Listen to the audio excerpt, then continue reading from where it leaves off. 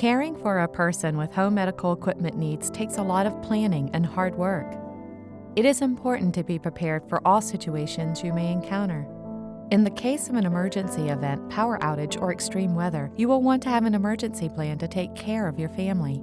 Preparedness is the key to success in everything. Know your home medical equipment needs in all situations. Take action, make a plan, rehearse, create a go-bag emergency kit for evacuation and the shelter-in-place area in your home. Prioritize all your electrically powered medical equipment. What is the most critical to life and safety?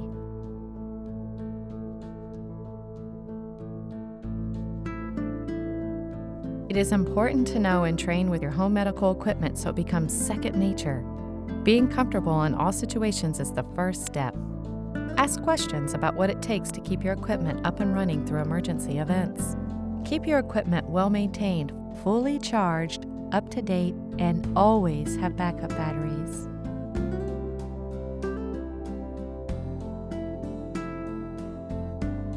If you fail to plan, you plan to fail.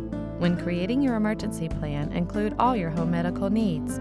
What will you need to do before, during, and after an emergency event? Every home varies in design, so every plan will be slightly different. You know the old saying, practice makes perfect. Well, it's very true in planning for emergency events.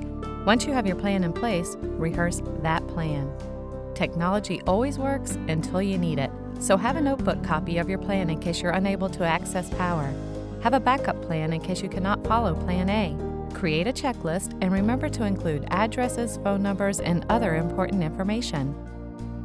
Work with your home care equipment provider as they may have extra resources for your locality.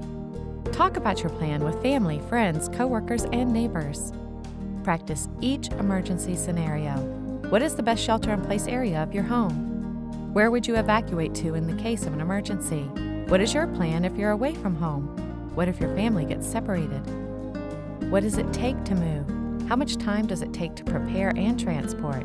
How is the move going to impact the patient? When considering your shelter-in-place area at home, pick a safe room that has easy access and can hold all of your equipment and supplies. Make sure you have everything you need to be self-sufficient through the emergency event. Rehearse everything that you would need to do to get safely into your shelter-in-place room. Fire and floods are the most common reason for people to evacuate. Many disasters happen quickly and require immediate responses to ensure safety. If needed, shelters will be opened by local authorities before, during, or after a disaster event. The shelter locations are selected based upon the needs of each disaster, with resident safety being the priority. Before a disaster, know where to find information on shelters and sign up for your city or county's emergency alert system so that you receive notifications of weather events, evacuations, and other important information. When a disaster strikes, you can quickly find out where the nearest shelter is and if there is backup power by watching your local news media, checking your city or county's social media, or calling 211 from any phone. 211 Virginia is a free service which is accessible to anyone, including individuals who are deaf or hard of hearing, and provides information of services through interpreters at no charge to those who do not speak English. Be aware of your community resources and how to request service if you require them. Know who to call and when to call your emergency contacts. Know when you should stay and when you need to leave. If you need to evacuate, leave as early as possible to avoid traffic. A rushed evacuation increases the chances of something being forgotten. Times to evacuate will vary, and it is always best to be prepared. The American Academy of Pediatrics has a form for children with special needs you can fill out in case of an evacuation. Talk with the local fire, EMS, or law enforcement agency to find out if there is a registry program for your local 911 service and what services may be provided through the registry during an emergency. This varies throughout Virginia, so it is important to ask and find out what your community offers. Follow instructions given by your local authorities. If you feel unsafe in your home and it's safe to evacuate, evacuate. Avoid hospitals unless you have a life-threatening situation. During emergencies or disasters, they are full of people seeking emergency medical treatment.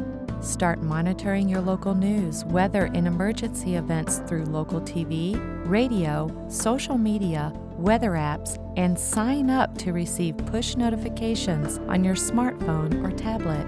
Visit readyvirginia.gov and download the free Ready Virginia app on your smartphone or tablet. All emergencies and disasters should be taken seriously. A simple power outage could have grave effects for a patient who depends on electrically powered medical equipment if they are not prepared.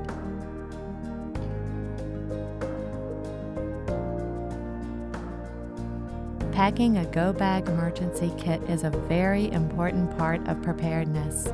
Store your go-bag in a safe area of your home. Make sure it is easy to access if you need to evacuate. Here is a list of suggested items you should consider putting in your go-bag. There is no knowing how long an emergency may last, so it is important that every go-bag should have enough items to last 72 hours. In a lot of emergency events, there will be loss of power. We suggest having 3 fully charged backup batteries. Remember, they only work if they are charged. If you do not have a backup option, contact your insurance provider to see if they are able to pay for extra batteries. A gas generator is a good solution for backup power. It is very important to read all the manufacturer's safety instructions before operation. Another option for backup power is a DC to AC power inverter for your vehicle.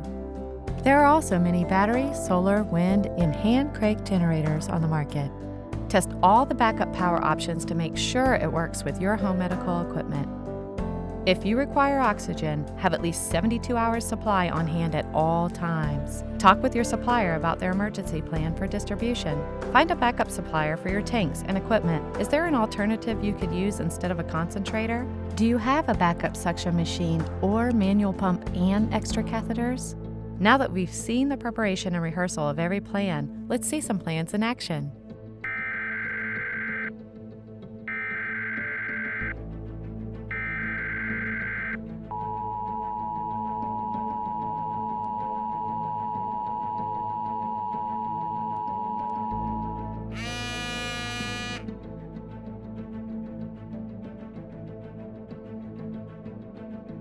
Afternoon and evening hours on Sunday.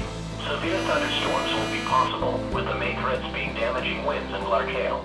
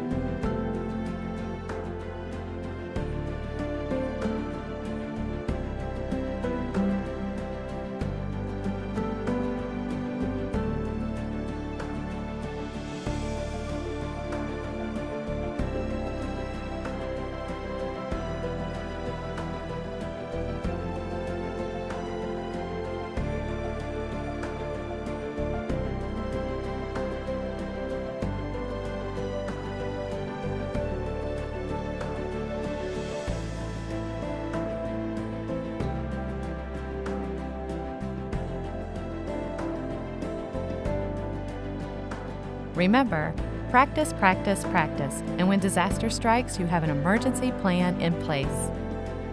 Take a deep breath, gather your emergency kit, and follow your plan. Be ready, stay safe, and dare to prepare.